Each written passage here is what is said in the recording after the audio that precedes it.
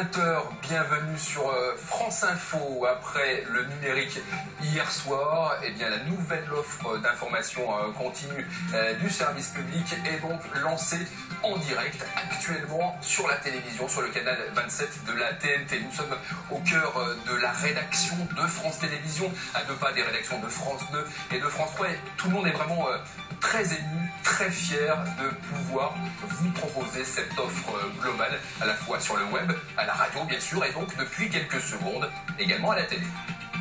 Une aventure hors norme, exceptionnelle, déjà par la mobilisation des grands services publics que vous connaissez déjà. Regardez, vous les avez vus il y a quelques secondes.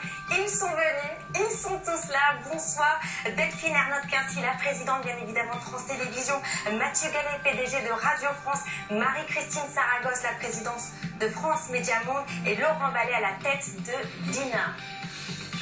En groupe pour un objectif unique, vous proposez une chaîne d'infos différente avec un ton, une mise en image que vous allez pouvoir découvrir tout au long de cette soirée inaugurale et durant laquelle vous allez aussi pouvoir découvrir tous les visages de France Info. Et on commence avec celui de Karine Bastrégis qui va présenter le premier journal de la soirée.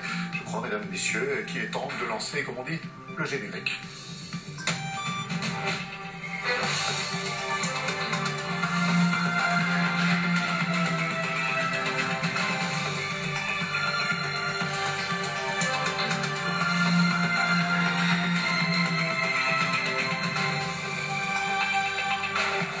Bonsoir à tous et merci d'être avec nous sur France Info. Voici les titres de ce tout premier JT. 12 millions d'élèves ont retrouvé leur salle de classe, une rentrée scolaire sous haute surveillance que nous avons suivie à travers toutes les régions de France ou presque. Les meilleures séquences dans un court instant. C'est sa première sortie publique depuis sa démission du gouvernement. Emmanuel Macron a fait escale aujourd'hui à la foire de Châlons-en-Champagne. Je viens ici pour voir, écouter la vraie vie des vrais gens, a-t-il déclaré. Et puis déjà 1 millier d'interpellations au Gabon. La réélection d'Ali Bongo hier a sans surprise été le point de départ de vives tensions dans le pays. Selon l'opposition, on dénombre 2 morts et plusieurs blessés. C'est sans conteste l'image de cette rentrée scolaire 2016, des policiers, des gendarmes, une présence visible des forces de l'ordre. Contexte oblige, rentrée arrimée aujourd'hui avec sécurité. Élise Rouard. C'est l'image de cette rentrée particulière depuis que le groupe État islamique menace les écoles. Des policiers, des gendarmes et même 3000 réservistes de l'armée mobilisés aujourd'hui. On fait ce qu'il ne comprenait pas au début, qu'à 9 ans et demi, maintenant il comprend les choses et il sait que c'est difficile. Il sait que c'est une terreur et que c'est arrivé chez nous et qu'il voyait ça à la télé, déjà c'était en panique. Alors le fait que ça arrive ici, c'était... Impossible de sécuriser les 77 000 établissements de France. Il faudrait déployer 200 000 hommes, soit l'ensemble des effectifs de sécurité du territoire.